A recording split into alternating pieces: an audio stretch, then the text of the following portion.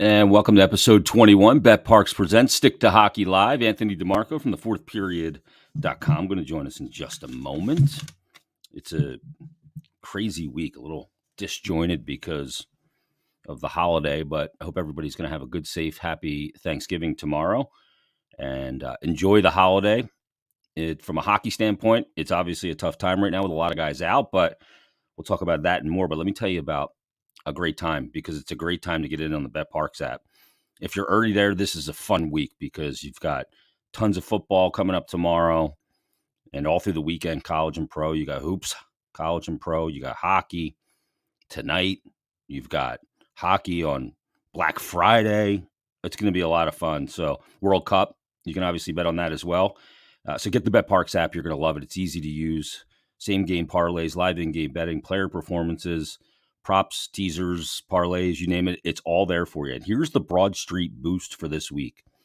I like this one. I think this is a really interesting boost for tonight. Here's the Broad Street boost. Flyers are in Washington. And here's what you get. Ovechkin and Hayes, 1+ points each. And the Flyers plus 1.5 in the game. So Ovechkin and Hayes a point. And the Flyers plus 1.5. It was plus 280. We've boosted it on the Bet Parks app to plus 350. Again, Ovechkin and Hayes, 1+ points each, and the Flyers plus 1.5. Hayes has been a point per game player. Ovi's slightly under that. And their power play has struggled a bit, but plus 350, I like that play. So that's your Broad Street booster tonight on the Bet Parks app. Download the app and check it out. Open an account, and you're going to be happy you did because you get all your action in, really easy to use. And download the Bet Parks app today. You need to be over 21 and present in Pennsylvania or New Jersey. Gambling problem, call 1-800-GAMBLER. Also, Conquerville Subaru. Holidays, great time to visit. A great dealership, great people that do great work in the community. They were the first Subaru Nation Love Promise Dealer of the Year winner back in 2015. And right now, it's the Subaru Share the Love event, which is awesome. It started November 17th. It goes through January 3rd. And that's where Subaru will donate $250 for every new car sold to one of 5 charities, your choice: ASPCA, Make-A-Wish, Meals on Wheels, Nations Parks, and Conquerville's hometown charity, which is the Namor's Children's Hospital of Delaware. It's a great time to visit the beautiful showroom on Route 202 in Glen Mills. Check it out. Check out all the certified pre-owned inventory, list of incoming Subaru vehicles, great service department with a free car wash with every visit. So check them out. Visit ConquervilleSubaru.com online and check out the showroom on Route 202 in Glen Mills. Remember, Conquerville cares. Tons to get to here on episode 21 of Bet Parks presents Stick to Hockey Live, and we bring them in right now from north of the border, hanging out in Montreal. It is Anthony DiMarco. What's going on, Ant? Not too much, man. How's it going down there? How's the temperature being? And I'm not talking about the weather. Yeah, well, that's the thing. It's, you'd think the head coach, John Tortorella, would be fit to be tied right now, right?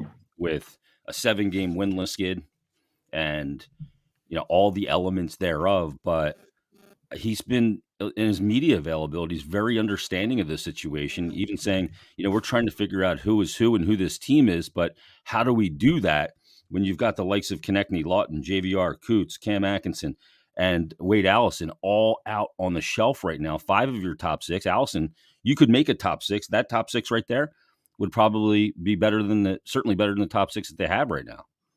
Yeah, for sure. I mean, like, aside from Kevin Hayes, who is currently in the Flyers' top 6 that you kind of would have expected them to have to start the year, like Joel Farabee, maybe with the way Owen Tippett is playing, but even at that point, I think Tippett was more projected to start on the third line. But, JVR, Couture, Atkinson for sure. Konechny's their leading goal scorer, their leading point getter, probably at this point would be their MVP before the injury. And it's just been like a perfect storm. I thought they were playing good hockey. I do think against Calgary and against Montreal, it got a bit more sloppy. Obviously, Calgary's a team that's really starting to turn their team around. Carter Hart not playing as good as he was earlier in the season, but I'm still not going to leave a lot of blame at his feet given what he did earlier in the season. But, when you're missing that many players specifically up front to a team that's already offensively starred and lacks that high-end offensive talent, there's only so much you could really expect of these guys. And now you're kind of starting to see the cream rise to the top. We're getting back to that ever so important checkpoint of the American Thanksgiving, typically it's basically you are what you are. And the Flyers hovering one game under hockey 500 are just kind of staying afloat in the race for the playoffs. Yeah. And, I think that none of us really had that delusion that they're going to be able to hang in that mix. And tomorrow's American Thanksgiving. And, that's that line of demarcation where if you're in a playoff position at American Thanksgiving, you got an 80% chance, or history says 80% of those teams end up in the playoffs. And if you're not in the mix, you very unlikely that you are. The team they face actually tonight, Washington, is not there right now. We'll see if they can get their shit together and get to the playoffs. I don't know that they can, but we'll see how that plays out. But this Flyers team, with all of these injuries and the way that they're having to deal with it, I was set to talk to Torts today. We kind of delayed it because he got stuck in a meeting. And one of the questions I wanted to ask him, man, is how as a coach, and he's a guy that says he coaches the mind, right? How as a coach prevent in players that here we go again defeated mentality? Because you played sports, I played sports a ton too, and I coach now, and I see it when we're light on players or certain players are out. There's that automatic human nature that kicks in and goes, oh, we're missing all these key guys. Here we go again, and and it almost is a self-fulfilling prophecy that there's no way you can turn it around. I don't know how Torts can, coach that out of them or coach the mind to not let that creep in. I think it's almost impossible. Well, yeah, especially given the history of this team. And, I think at least on some level, a lot of these guys aren't used to that type of, I guess, the losing culture here, for lack of better words. Like guys like, let's say, Owen Tippett haven't been, brought up in all this. You have some of the other youngsters that may be on their roster, like a Willman, although he was here last year. Lazinski has gotten a cup of coffee. But, you still have a lot of guys here who have lived through this before. And like you said, that here we go again mentality with like a Kevin Hayes and Ivan Provorov, Travis Sanheim, Justin Braun. Like these are kind of like the leaders on this team right now, although I don't know if anyone's really wearing a letter on their jersey at this moment. But I think at this point, it is just about trying to look at the positives. And it's hard to try and point out any positives during a 7-game losing streak, but I think the fact that they're not getting blown out games, obviously the 5-2 score wasn't indicative of the actual game against Calgary, as there were 2 empty net goals, but they're being competitive. They're not getting trucked over. Like obviously against Calgary, it wasn't as good of a showing as, let's say, their previous games, although Montreal was kind of sloppy in and of itself as well. But again, like given who they're missing here, like it's really hard to kind of shit on this team right now. And for a team that I believe is bottom 5 in goals for per game, I don't know if that changed over the weekend. I know it was that was the case leading into Monday, I believe. But it's unfortunately you're at a point here where you can't really ask more than what they've been given here. Yeah, and that's the thing. I do believe that they have worked hard. They're actually 31 in the NHL right now in goals for games played, tied with the Anaheim Ducks at 2.53 goals per game. Only one team below them, and that's the Chicago Blackhawks at 2.44. We knew offense was going to be a struggle this year. I mean, and look what's out of the lineup. Perennial 25 to 30 goal scorer JVR. Konechny certainly on a 30-goal pace, had 3 24-goal seasons in a row. Lawton, maybe 15 goals. Couturier, 30-goal scorer. Cam Atkinson, maybe at this point in his career, 25 to 30. And Wade Allison, we don't know. There's not really there. But, I mean, that's what, 30, 45, 70, about 110 goals right there that's out of the lineup right now. For an offensively starved team. Yeah. Holy cow. That's daunting. I never really put it together like that. Since I didn't get to ask Torts this question, pretend you're Torts, I'm going to ask you. I'll try my best. I'm doing my Torts interview on you. One of the things Torts mentioned when he was hired, the first thing I'm going to tackle is the locker room, is the room. And he used the word, it was fractured last year. Leadership, and no Drew here, a lot of turnover. And he was going to attack that right away. How do you attack that with none of these guys playing? Because Torts definitely strikes me as if you're not available, I can't worry about you right now. I can only make lineups with the guys that are available. And so I don't even know how he's been able to attack that element of what he termed a fractured locker room last year.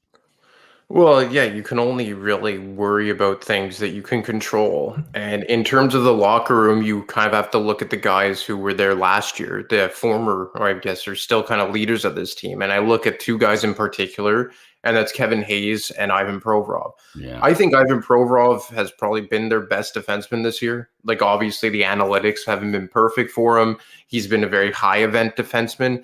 But if you look in terms of like the shots generated per 60 and individual shot attempts per 60, Provorov is far and away leading the Flyers in that regard. I think he's really kind of helped the Flyers up the ice. And especially lately, the last 5-6 games, I think D'Angelo's play has slipped a bit. And you look how much Ivan Provorov's playing at 5-on-5. I think he's playing like 19 minutes 5-on-5. Yeah. And whenever you're a player playing that much on a team that isn't very good, your analytics are never going to be perfect. Your stat line is never going to be perfect. But the fact that Shaw and Tortorella keep deploying him out there in such heavy minutes and really in offensive zone minutes, because they've really used that D'Angelo Provorov pair to help drive the offense up the ice, even to sacrifice at your own end of it. So I think in that regard, you've seen a really positive turnaround for Ivan Provorov. And then you look at a guy like Kevin Hayes, and I don't know what this guy did to be public enemy number one, but he has a point per game. And I think he's someone that, yes, he was challenged by Torts earlier in the year. And is he perfect defensively? No. But again, for a guy who's probably, an average 2C and maybe even a 3C, although I would say he's an average 2C on most teams, I don't know what more you could expect from him, who has been thrusted into like a 1C all situations role this season. And he's averaging a point per game. And, if you look back on his 4 seasons with the Flyers, going back to starting in 2019-20, if you average his point totals over 82 games, I believe he averages like 53, 54 points. And I think for what you brought Hayes in to do, if you would have told me, 3 and a bit years in that he would be averaging almost 55 points a season, I would be okay with that, especially given the fact that he's been so over deployed, given what he was brought in here to do. The day he was signed, he was kind of supposed to be a temporary 2C until a Nolan Patrick or Morgan Frost overtook him. And that's never happened. And look, obviously he's been shifted over to the wing because of his defensive shortcomings. But, you still see him, kind of take that on the chin and keep going and put a goal in while playing on the left wing with Cates and McEwen, I believe. Yep. And for him to, generate, another, or it wasn't a goal, actually. It was, I think he got the assist on the Olesinski tip-in. Yeah. So high point shot. Yeah. So all in all, I look at those two guys, given who have been out of the lineup, and I think both of them have, for the most part, really responded well as leaders on this team for several years. The thing is with Hayes, like from an optics standpoint, based on moving him to the wing on a team that's so banged up with a lack of centers, to move him to the wing from an optics standpoint is really kind of almost head scratching. But then what Tort said is we need to develop Cates at the center position, and he's more defensively responsible. Now, that's not – I was surprised he verbalized it. It's not shocking because that is not Hayes' strong point. There's a lot of risk in Kevin Hayes' game in the D zone, looking to get out early. He's not the fastest skater in the world, so he does need sometimes to cheat the play to lead the rush, right? And, he can be a more effective offensive player, I believe, from the wing. Me too. Because of his puck possession ability, his distribution ability, and, all those things in a team that starved for offense. It does make sense from that standpoint. And to move him to the wing, he took a ton of face-offs playing the wing still. Like when Giroux was on the wing, he was still taking a ton of draws. But there are some elements, and this is, one of Tort's big things is, what do you do defensively away from the puck? Like in that game against Boston, that first goal that Nosek scored, he's coming down that right side as the play's developing behind the net. A couple guys pursue, and Hayes turns to the corner. And had he turned to the play, he would have been right there to break it up. I just don't know why he would arc to the corner in that situation. You're always taught to arc towards the play. to turn to the play, the middle. Don't turn to the outside defensively. He was playing center too still then. I didn't understand why he did that. It's a head scratcher to me. I don't know what was going on over in that corner. I couldn't see on my television, but must have been something good. So he's got some, bad habits defensively in his game. He tends to go to space sometimes, even in the offensive zone, Ant. I always term it as inconsequential space on the ice, where you're not a threat without the puck to get the puck and be a threat. Yeah. And sometimes I think he gets, grows a little bit of roots in those places and, just kind of hangs out there, and it's not the right place to be because the D is happy you're there. When the D's happy where you are in their zone, you're not in a good spot.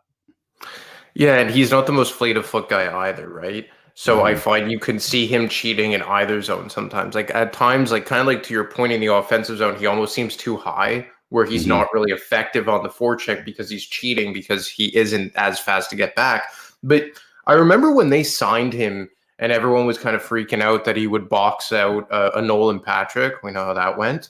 Yeah. I long thought from watching Kevin Hayes in New York and then briefly in Winnipeg in the 2019 playoffs that he would always be a guy that eventually would probably translate very well to the wing because of his size, because he does have a knack for, I guess, finding ways to contribute offensively.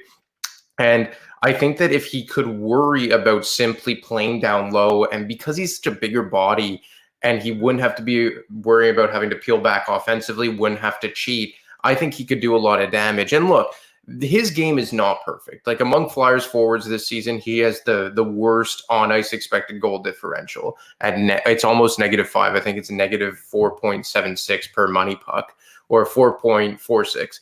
But then the other three guys who have that as well, Owen Tippett, Travis Konecny, and Joel Farabee. And with the exception of Joel Farabee, I think I would argue that Tippett and Travis Konecny have been their two best forwards along with Kevin Hayes this season. Not even close. Exactly. Yeah. So I think that, and the same goes for like Ivan Provorov, the same goes for Tony DeAngelo, even Travis Sanheim to a bit of a lesser extent, is that when you are heavily relied on players, both offensively and defensively, on not a bottom feeder, but not a very good team that has struggled to possess the puck and win the expected goals and chances for battle, your analytics are not going to be perfect. But I think that given the situation that he was dealt, and this is Kevin Hayes I'm talking about, playing above his head, oftentimes with line mates who probably shouldn't be anywhere near top six, case in point, Noah Cates and Zach McEwen, and the fact that he's a point per game player, I don't really see what's wrong here. And, like I've asked about like how people view him around the league in terms of like if he were to become available by the Flyers. And obviously we know that they would trade almost anybody for the right price.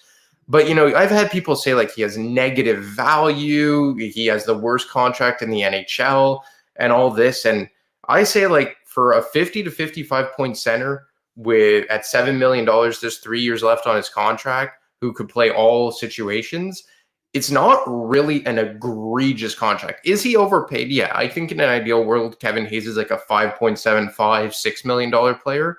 But if you're trying to find that in free agency, you're going to overpay regardless. Like you see, like, and look, and you're going to have to give more term too, regardless. Exactly.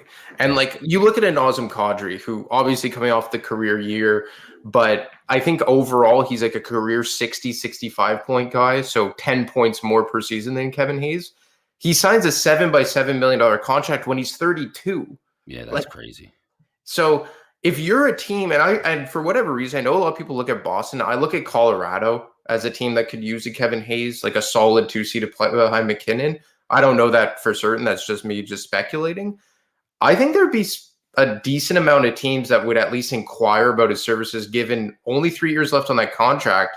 And in terms of what have you done for me lately, the guy's playing really well offensively. Yeah, I mean, it's almost stunning that he's a point per game player with 5 goals and 14 assists in 19 games, 19 points. That on a team that doesn't score a lot. Yeah, it's pretty stunning that he's able to do that.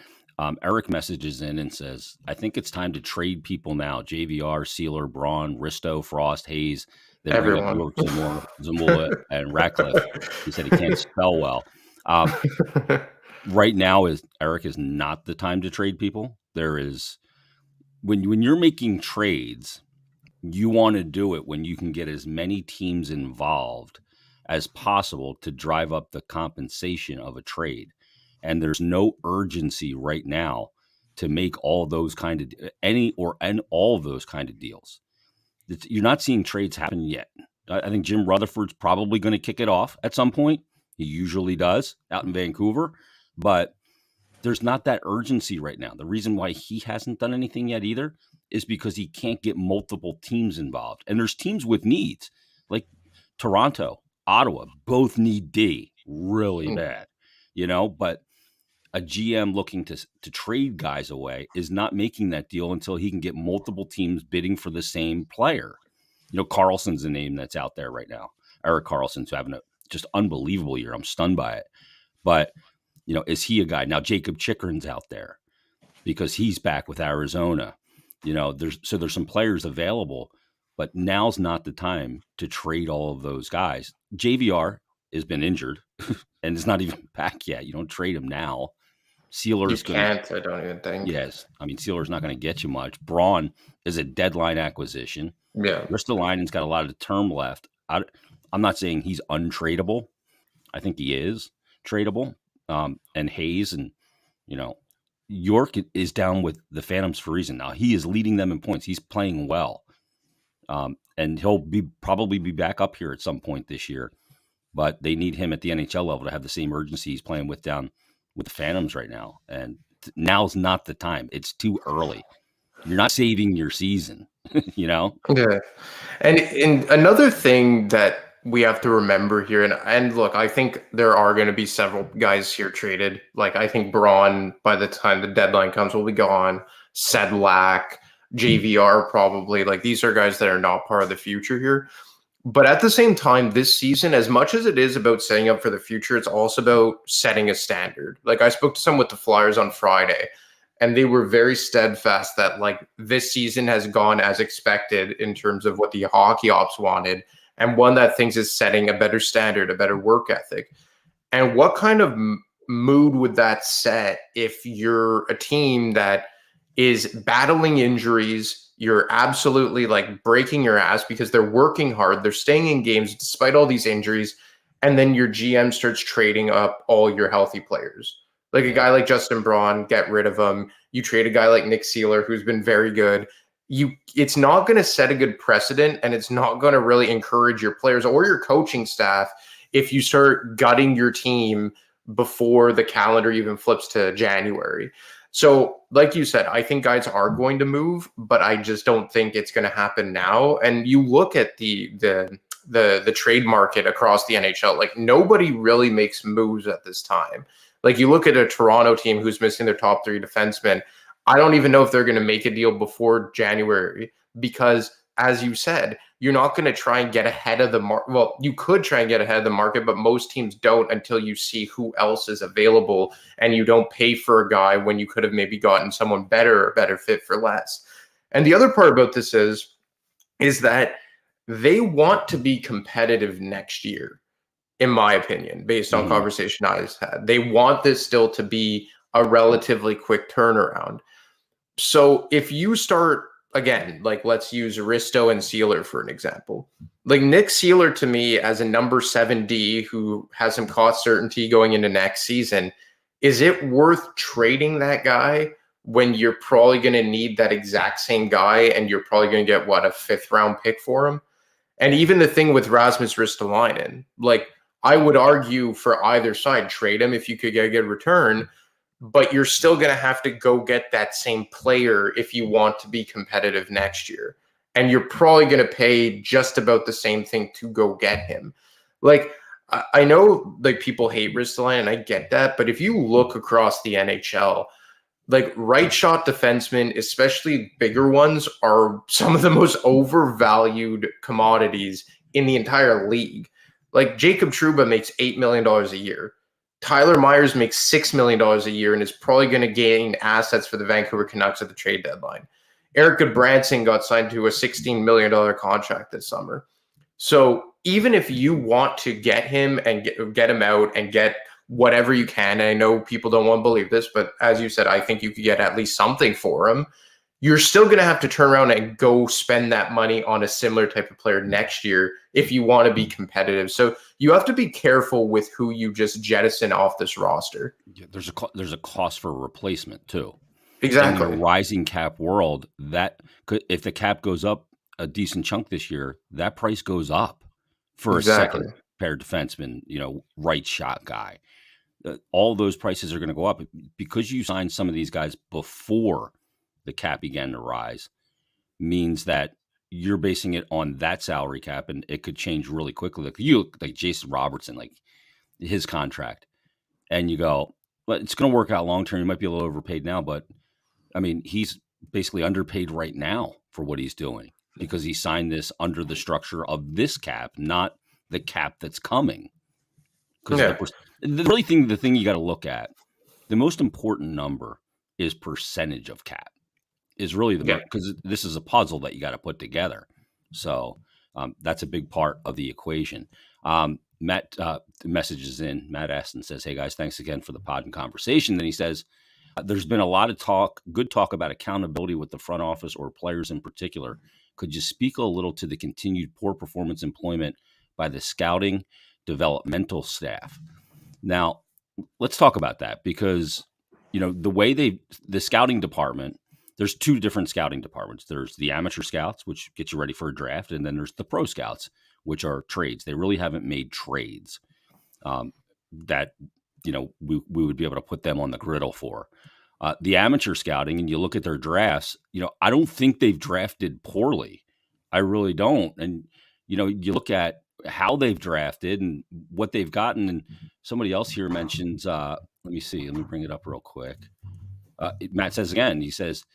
A huge issue is that often ignored then talking about the team is aside from Giroux in 06, Couturier in 11, Konechny in 15, and Hart in 16, it's a short list of real talent introduced to the NHL. And there's a lot of misses in there, and there's a lot of years in there where they didn't have a first round pick. But you go back to 06, you're right. You get Giroux in that draft. He's the player that comes out. In 07, you lose the coin flip, which is a joke. You could have had Patrick Kane, but you end up with James Van Riemsdyk, who's played 885 games and has to 567 points in this league. You also drafted Pat Maroon in that draft, but in the 6th round. And then in 2008, it was Spiza, who you used to get Chris Pronger. And also that was a first round pick. And then in 09, no first round pick. Your first pick's 81. Nobody in that draft.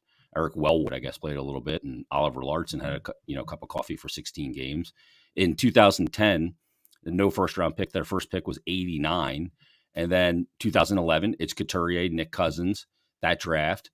2012, you end up with Scott Lawton. Stolarz is still in the league. Gostisbehere still in the league. Then 2013, Sam Moran didn't work out. Robert Haig still in the league in that draft and has played 312 games in the league. 14, it's Travis Sanheim, Aube Kubel. He's played 179 games. Friedman and Oscar Lindblom in that draft. And then 15, it's Provorov, Konechny, Felix Sandstrom, Cooper Marody. Maybe we see him a little bit, and Fedotov. 16 is a problem.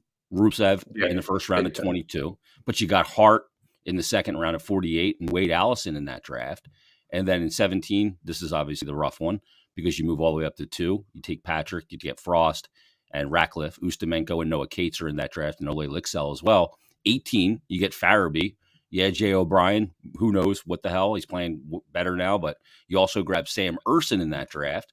19, it's Cam York. You pass Cole Caulfield twice, and Brink and Ronnie Attard.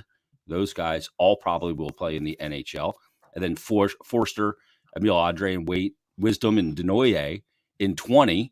I know I'm going on here. And then 2021, you got Tumala, no first-round pick there. Kolosov as well, who looks like he could develop into a good goaltender. Then obviously last year the top pick is Cutter Gauthier. So I disagree that they haven't drafted well, but development is a big part of the equation, and you got to develop these guys, and that's going to be the task at hand. But they've drafted a lot of NHL players for sure. It's not just been the guys that he listed. Yeah, I get what he was going for, but I think he just worded it incorrectly. Like, they've had a lot of players that have translated into NHL caliber players like Farabee, Konechny, Morgan Frost is an NHL player, Ivan Provorov, Travis Sanheim, Robert Hagg, Carter Hart, Shane Gostisbehere, like Wade Allison. Like they have a lot of guys who are NHLers. The problem is that they never drafted that star. And that's an issue. The issue That's where is that 17 really hurts when you get lucky and go up to number 2. And exactly. this Nolan Patrick is there. Oh, Yeah, and like 16 is a big year for Ron Hextall because he had 4 picks inside the top 55, I believe. And look, you hit on Carter Hart. I think Wade Allison is still a good pick, more or less. But LeBerge and Rubtsov as your top 2 guys, and I think Hextall as a whole, with the exception of Morgan Frost, I guess, kind of all of his center picks completely blew up in his face. Like you look at LeBerge, Rubtsov, Bunnaman, Vorobiev, Patrick, like all of them completely blew up. And we know that Hextall had a habit of taking high ceiling or low ceiling, high floor players, which I mean, in a lot of ways it worked out sometimes, but in other ways it didn't.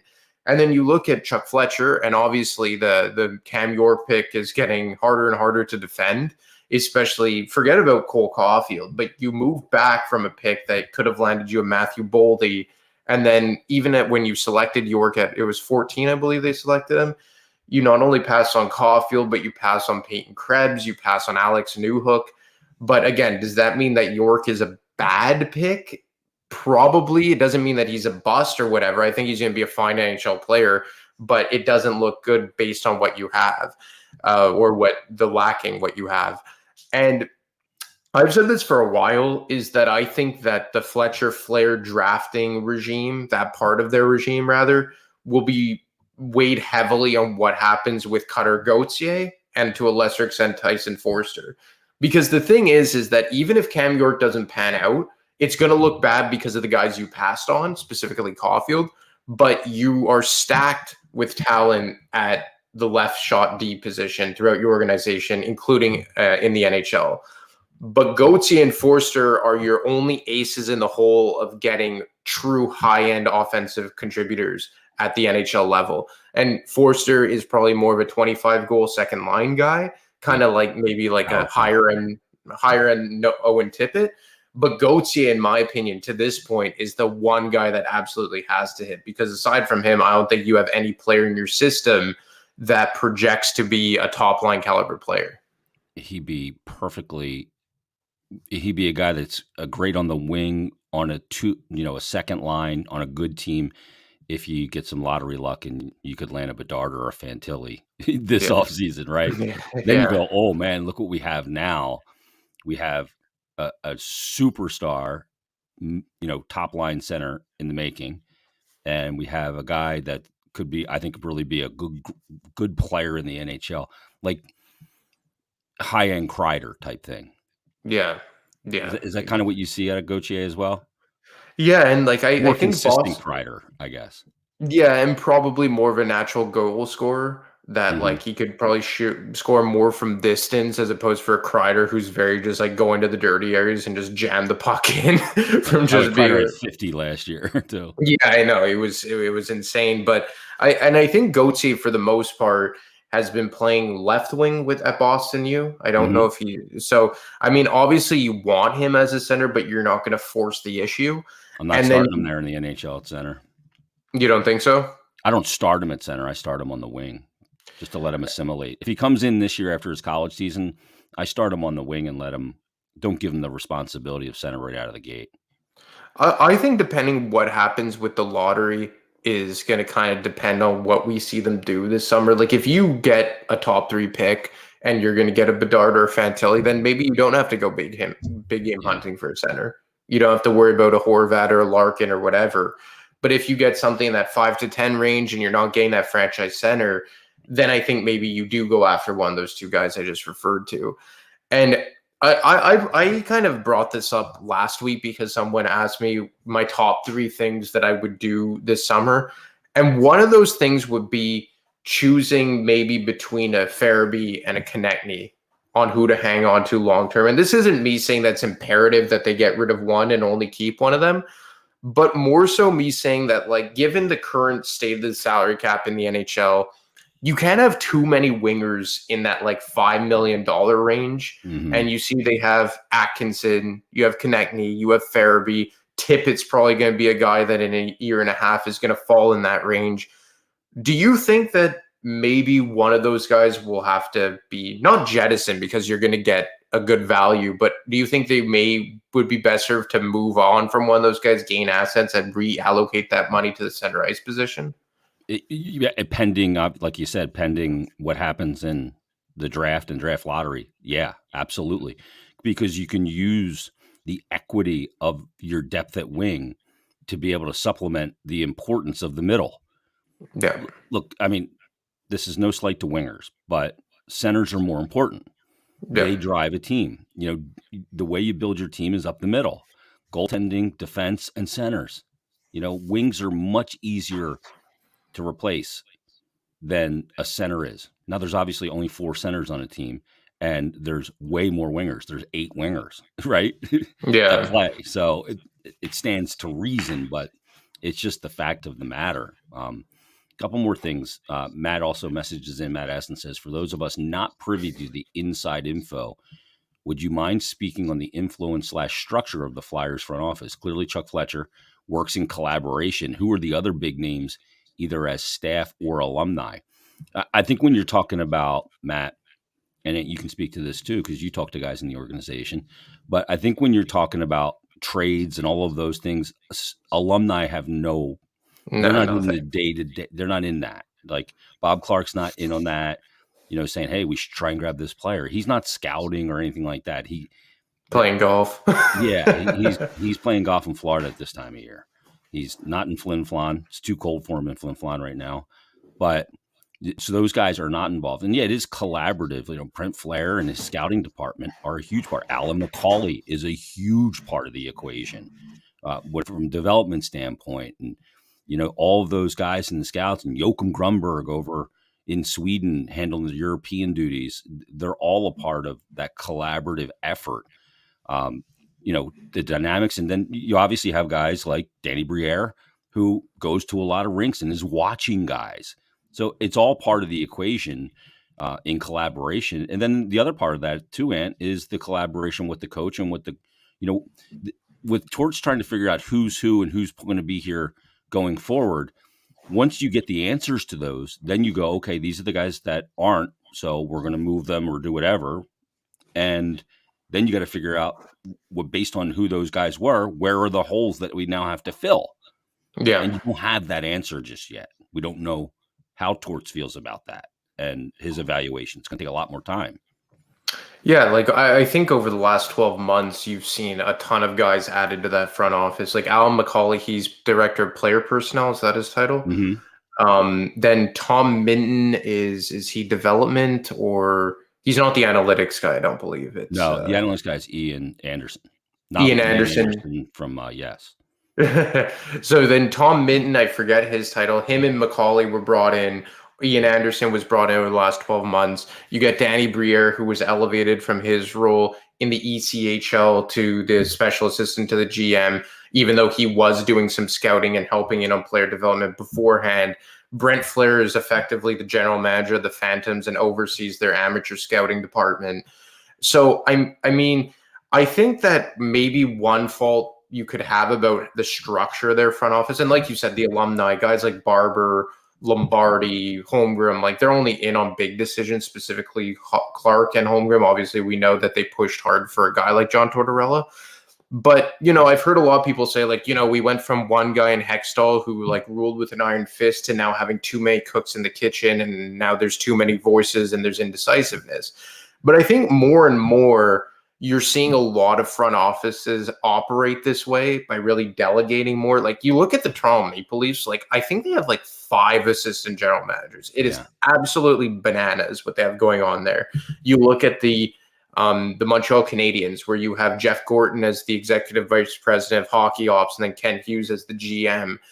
I think more and more you're seeing teams kind of really spread the wealth in terms of responsibilities throughout their hockey ops department. It's been slow, but I think more and more that's where it's trending towards. And Even Chuck Fletcher holding the title of both president of hockey ops and as general manager, like, I wonder if that is, I guess they kind of go hand in hand, but he's not only overseeing all the guys we just mentioned, but he's also, on the phones with other general managers, overseeing all the daily transactions.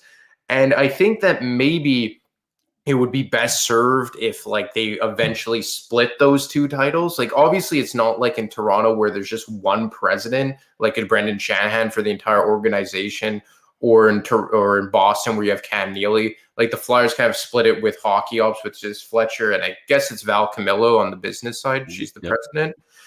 But so at least that eases his responsibility list. But I do think maybe eventually, given how much workload goes into, managing an organization on a day-to-day basis, they'd be best served kind of splitting up the president of hockey ops and the GM eventually down the line, which I do think is eventually something that will happen here. Yeah, you see that all over, like Rutherford and Vancouver, like the guys you mentioned as well. There's a ton of that. Brendan Shanahan in Toronto handling those duties and as a liaison between business and hockey ops. And I mean, even look, for years when Ed Snyder owned the team, there was a division there between the general manager, whether it was, Paul Holmgren or whoever. And like, Sean Tilger was the guy that ran the business ops. He was the vice president of the business ops, and Peter Luco kind of overseed both at that time. Yeah. So that's always kind of been a structure that they've had. We're getting a lot of questions today on the stream, so let's take them because these people are asking good questions. They want answers, damn it. I'm going to get to a string of tweets from one of our friends that I've been highly critical of in a second. But Michael Kamines, I hope I said it right, Michael. I hope you have a good holiday. He said, long time listener, first time chatter. He said, now that Risto finally has some stable coaching, do you think if he shows honest defensive play, we'll see him earn some PP time? Still think Sanheim plays best with him. I think PP2, we saw a little bit of that under AV and Mike Yeo with Risto, not a ton. He saw a lot of power play time in Buffalo, which led him to, I think, 3 or 4 straight 45-plus point seasons. But, Risto's an interesting one for me. I don't know if Torts sees him as a power play guy. He's got a bomb for a shot, so I don't think it would be a bad idea. Good forechecker. Yeah, I think we've seen him supplement a little bit there as well. So I think it's possible that we could see that and see him on power play too. I don't think he's power play 1 because that's clearly Tony DeAngelo. But I think we could see that. I think he's a guy that could end up on the power play. I've been beating the drum for 2D on at least one unit for some time. And yeah, I think Risto is a guy that since he's come to Philadelphia, they've kind of been resistant to use him in that role. And I do think that there's an element to this that they want him to be a certain type of defenseman, which I do think is kind of like fitting a square peg into a round hole. I do think lately they've used him better. I think, the last game certainly wasn't his best. But I think if you look at the last 8-game sample size, he's played fairly well. Even his underlying numbers would suggest that. But, Charlie O'Connor has said this a lot recently, and it's true, is that he was talking specifically about Morgan Frost, but it stands with Risto as well, is that like on a team like the Flyers that lack so much talent, you can only put so many players in a position to succeed. And at a certain point, you just have to make the best of the situation. And look, I do think that when this team is fully healthy, I would try Risto, or even right now, I would try him on the power play because I think he could help you on that second unit. On the PP1, you have an Owen Tippett who obviously works that Giroux wall and is a good one-time option. But I think if you put Risto there on PP2 right now in that similar spot or as a net front guy, but I prefer utilizing his shot, which you alluded to, I think it could work. I mean, I don't think it's so much about them wanting for him to correct his defensive game first. I do think he's been trending in the right direction his last 8 games or so, except for the hiccup last game for sure. I just think it's that they want to use him more in a 5-on-5 like penalty kill role because they think that they lack Provorov and DeAngelo too for more offensive. Well, they've been very steadfast that those are the 2 guys on the back end they want being offensive. Like, look, even Travis Sanheim, like he's been completely used, except for last game. I think he was playing on the second power play unit, but he's been almost exclusively used as like their shutdown defenseman. So with the exception of Provorov and DeAngelo, all of these defensemen have really been, kind of not pulled back offensively, but certainly been used more so as defense first guys. Yeah, I agree. And for a team that lacks dynamic scoring up front, you need that top pair and two guys that have offensive elements to their game on the blue line in D'Angelo and Provorov to be able to chip in offensively. When the Flyers in 1920 were the seventh highest scoring team in the league, they didn't have a dynamic scorer then either. But what No. they had was a defense that was number 2 in the NHL in point production. That was a huge element of that. A huge element, getting that scoring from the blue line. Yeah, and they probably had a more well-rounded, because I forget how the deployment went there, because I feel like Provorov and Niskanen were deployed a lot in the D zone back then, and you had Sanheim and Myers more on the offensive side of the puck, and then on your third pair you had either Hag or Goss to spear, more so Hag with Justin Braun, and Justin Braun, obviously 3 years younger, was able to play more of a prominent role back then. But I think at this point you're just kind of missing maybe that one more defensive stalwart that can eat minutes in an efficient manner. I think that's the guy they're missing, because I like D'Angelo, but obviously Niskanen was a guy that more so controlled the game, could steady a game down, could be relied on more in his own end. And if Provorov forechecked hard up the ice and tried to jump into the rush, you could trust Niskanen back. I don't think it works the same way with Tony DeAngelo. I'm not saying it works bad or even worse, but I just think what they're missing now is another minute munching, eating defenseman who could be trusted in his own end. And I think that's the one element about the current structure of their defense, is that, like, obviously Justin Braun isn't a long-term solution. And I don't know if that's Risto's game and if he could do that long-term in an effective manner. Yeah, I agree with that. And the one thing that Niskanen could do was he could give you 3 successive low event shifts when you needed them. You know what I mean? Yeah. To really calm a game down. And his presence, because he could do that, was infectious on the bench as well. They knew they could calm a game down and not let it get out of control. Last thing, Ant, I want to bring up this tweet from Russ Joy. And I'm going to be a little nicer today than I've been to Russ on other occasions. He came on after I ripped him last time. And You're a good sport. and he had his say, which is fine. And he's certainly entitled to his opinions. But I want to read this to you, and I have a little commentary, and I want to get your response as well. Of course, I have commentary. He put this string together yesterday at 2:42 on the 22nd of November, 2022, and he said, "Wild to see so many Flyers fans coming to terms with the losing and the injuries. Open calls for tanking. I was told that line of thinking at the start of the season was the wrong path forward. I was an asshole, blah, blah, blah. Welcome to the right side of history." And he continues and says, "Them. The injuries aren't the GM's fault. Me. Building a roster that relies on injury-prone players contributing and staying healthy is. Them. Torts is going to bring a winning culture. You can't ask players to lose. Me. You can build a bad team that tries hard." And then he concludes with, "It all comes back to a disjointed execution, lack of vision, and flawed process. The team did what we thought it could early, play hard for their coach, take advantage of conditioning advantage after a tough camp. The injuries and talent were always going to catch up to them." Now, my problem with this string of tweets is this.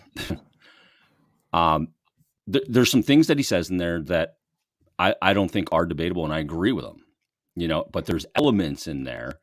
And I think it's the reason why I have a problem with it is simply because it's so fucking revisionist.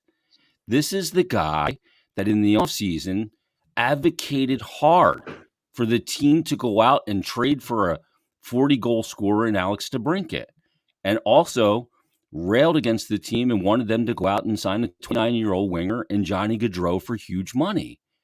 So this is a prime case of trying to have your cake and eat it too.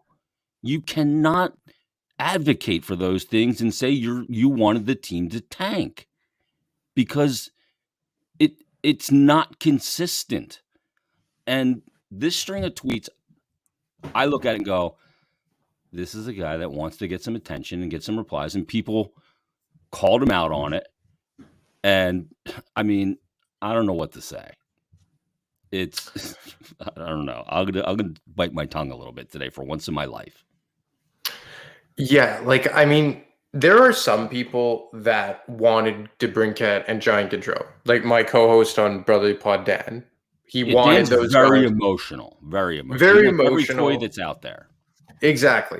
But look, we disagreed on that. But the difference with Dan is that he stayed consistent that that's the direction he wanted them to take, and He still to picked this one. day, Yeah, he he picked picked a one. direction, said this is the one I believe they should go in. He didn't pick two that Yeah, conflict with and each other.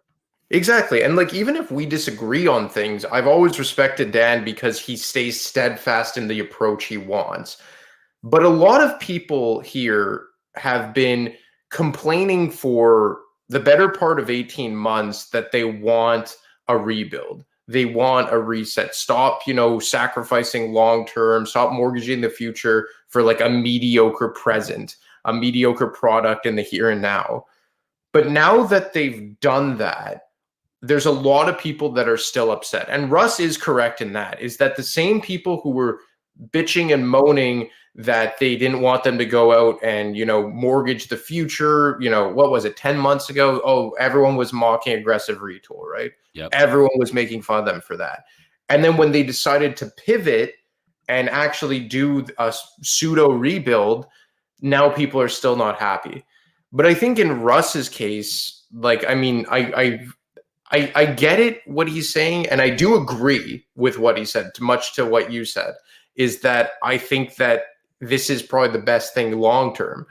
But I don't like that, it's no secret that he mocked them openly for not going after guys like Gaudreau and Alex DeBrincat. And I mean, like, look at what those guys are doing. Like, Columbus and Ottawa are two of the worst teams in the conference. So that just goes to show that two wingers can only do so much to turn around an otherwise poorly constructed roster, which is why I wasn't in favor of trading your 5th overall pick for DeBrincat, or gutting or not gutting your system, but like parting with another first round pick to bring in a Johnny Gaudreau and spending $90 million on the guy. Yeah. So, I mean, worked out in Columbus so far. Exactly. How much has he moved the needle in Columbus? How much has DeBrincat moved the needle in Ottawa? Yeah, you're looking at the last place team in the Atlantic and the last place team in the Metro. Exactly. And I think DeBrincat has struggled more so than Gaudreau on an individual basis. Yeah. But I think it's like, look, if you want to pick a direction and you think that they should have gone balls to the wall and spent as much to improve the team, and you're pissed that it's another losing season, I'll disagree with you. But fine, at least you're being genuine. But I think that what a lot of people have kind of deferred to now is like a fake outrage approach. Yep. That, like, if the team goes left, they'll go right. The team goes up, they'll go down. They say blue, they'll say red. Yep. And I don't like the disingenuous outrage. That's the one thing that kind of gets on my nerves. Yeah, and it's the lack of consistency. And then the other part where he says the injuries aren't the GM's fault. Me, building a roster that relies on injury-prone players contributing and staying healthy is Konechny an injury-prone player? Is Lawton an injury-prone player? Has Cam Atkinson been an injury-prone player? You know what I mean? Like, I mean, Allison, we know about the history. He has been injury-prone since, going back into the late part of his college career. Couturier wasn't injury-prone until the back, but that was known before the season. And JVR is not necessarily an injury-prone player either. So it doesn't make sense. Is it Chuck Fletcher's fault that they have all these injuries? Is he one of the guys to blame for all this? Like, Charlie's done I did an article on this. Let me bring up his headline here. I read it. It was a really good piece by Charlie O'Connor. He's done a good job breaking this down. Yeah. He's done a really good job. He said the debate regarding whether the Flyers are ridiculously unlucky or inherently flawed is pointless as they creep towards another 10-game losing streak. They're both. And the article is about, everybody wants – I always go back to the movie The Unforgiven. Everybody wants to put a body on the porch. Clint Eastwood said, you just shot an unarmed man. He said he should have thought about that before he decorated his bar with my friend, right? You always want a body. You need somebody to blame for where you are if things aren't going well. And the injuries aren't the only part of it. They're a flawed roster, fully healthy. But is it Chuck Fletcher's fault that they have this litany of injuries? I mean, this is freak show shit. Yeah, it's It's fucking nuts. And it's so funny that we're here 1 year later because we're approaching the 1 year anniversary of when AV got canned. If I'm not mistaken, it was December 3rd or somewhere in that Right, I neighborhood. believe it was, yeah. And I remember when we were like when it was coming to a head right around this time last year, and a lot of people had already turned on AV going into last season. Some justified, some not. But I remember, Dan and I would do our shows and I would tweet about just like, you could fire AV, but it's not going to fix this. Like, he's a part of the problem, but he isn't the problem. And I remember joking about like, once AV goes, it's just going to shift to Fletcher. And once Fletcher, if and when he goes, it's just going to shift to Dave Scott. Like, and it is just so funny that it's just poetically gone that way, that everyone just hated AV. He was the boogeyman. It was all his fault. It was everything wrong under the sun was AV's fault. And this is not to say that AV was absolved of blame. It was time for him to go. He made mistakes, all that. But AV went, and then nothing really changed. And now we've moved on to Chuck Fletcher. And obviously Chuck Fletcher has much more to do with the construction of the roster than AV. Obviously coaches have not a whole lot to do with that.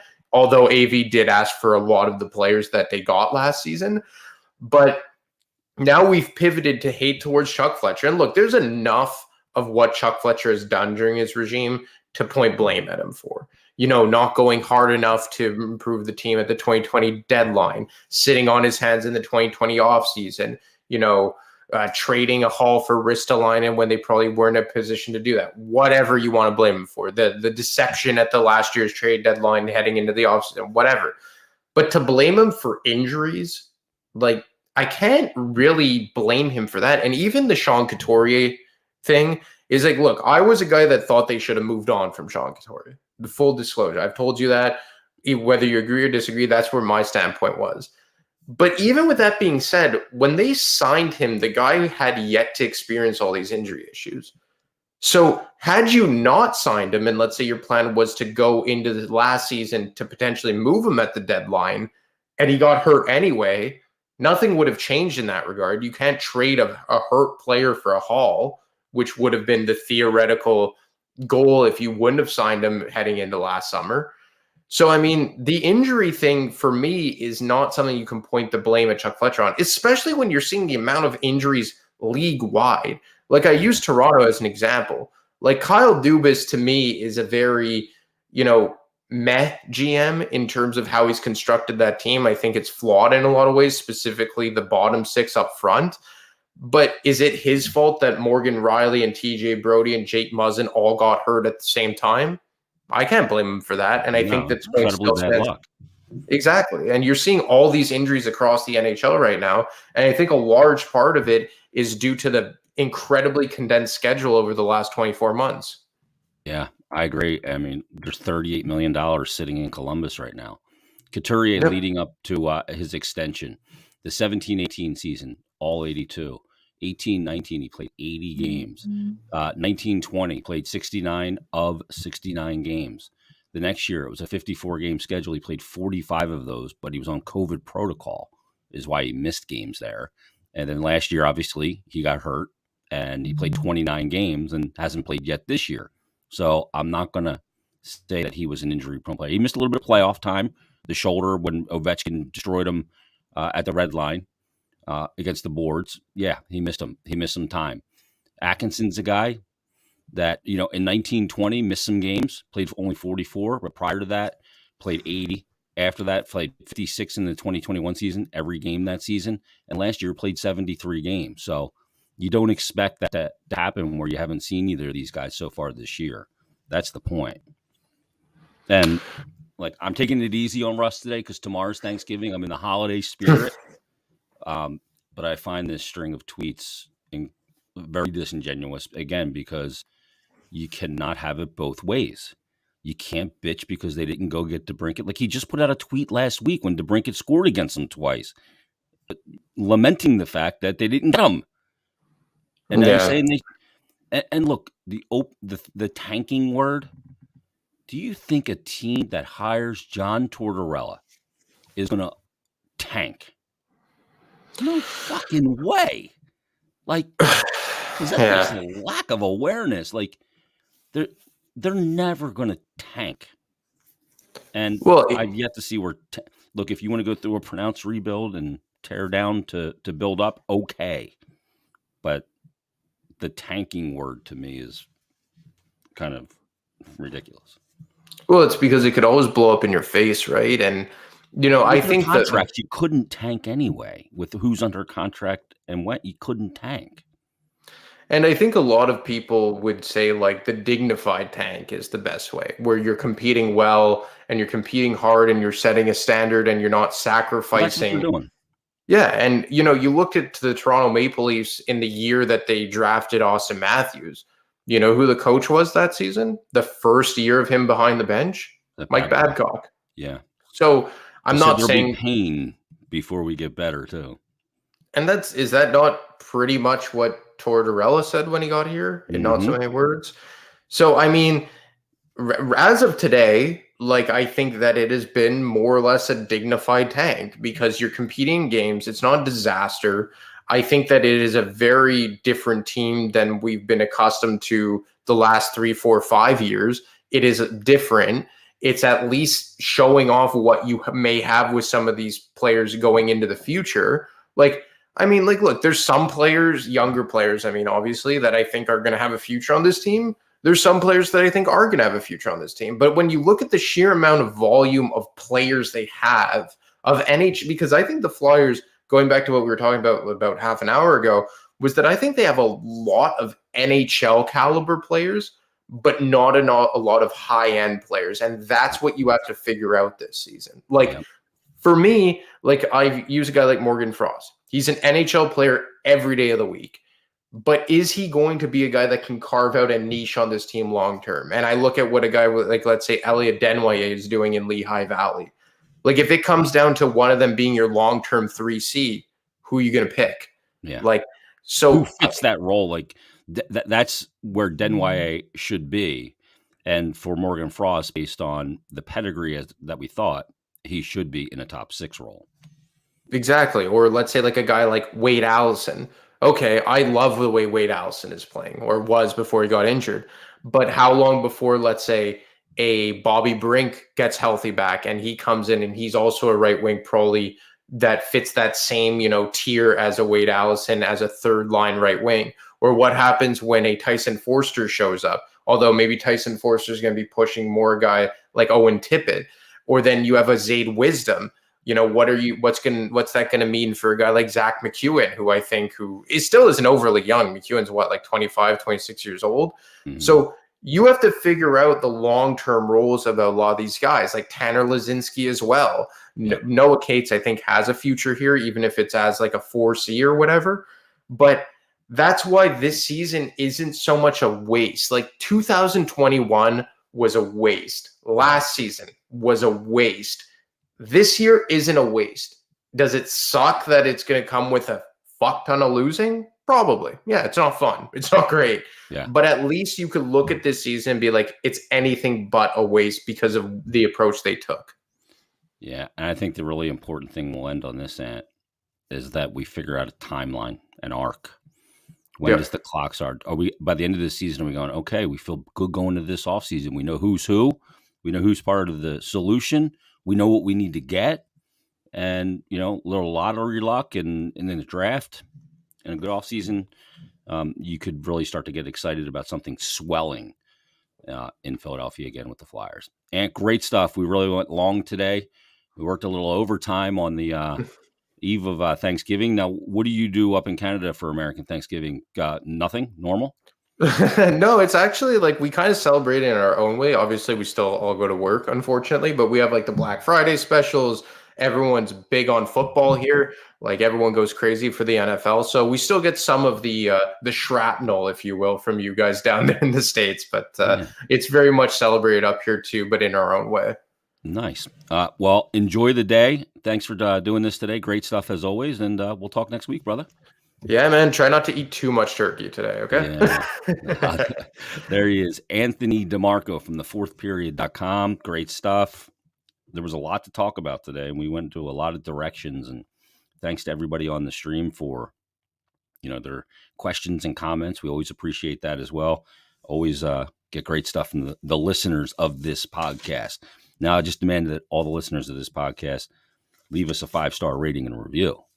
And that'll help other hockey fans and Flyer fans find this podcast that perhaps don't know about it. Get the BetParks app. That's what you need to do. We've got the Hockey Boost tonight, the Broad Street Boost. Let me give it to you because it's a good one, a really good one tonight. And it's interesting. So it is Ovechkin and Hayes, 1+ points each, and the Flyers +1.5 in Washington tonight. Was +280. Now it's +350. I'm going to cough real quick. Hold on. Still dealing with this cough, the remnants thereof. So get on the BetParks app to get in on the Broad Street Boost. And, hey, put some coin down on it. It's easy to use. You can bet other ways as well. Player performances, parlays, same game parlays, live in-game betting. It's all there for you on the BetParks app. Download it today. It's going to be a great weekend with all the football, World Cup, so much stuff to bet on. Download the BetParks app today. Do you need to be over 21 and present in Pennsylvania or New Jersey?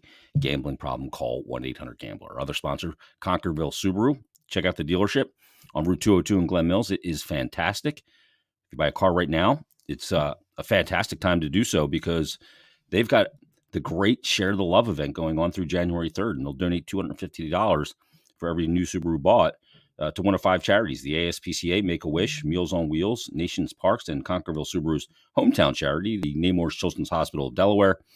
Visit the showroom, check out the certified pre-owned inventory, list of incoming Subaru vehicles, also great service department, free car wash with every visit. Check them out. Visit ConquervilleSubaru.com. You can get all the details there, and visit the showroom of Route 202 in Glen Mills. And remember, Conquerville cares. All right, I want everybody to have a fantastic Thanksgiving. Enjoy it. I hope it's a good one and a safe one. And we'll be back Friday. We'll be in advance of the Flyers Black Friday game against the Pittsburgh Penguins. And Brian Metzer from the Penguins Radio Network is going to join us as our guest to preview that game and talk about it and talk about the Metropolitan Division and the Pittsburgh Penguins and their future. A lot to get into on Friday's episode. So join us then. Everybody have a great holiday. We'll talk to you in a couple days right here on BetParks Presents Stick to Hockey Live.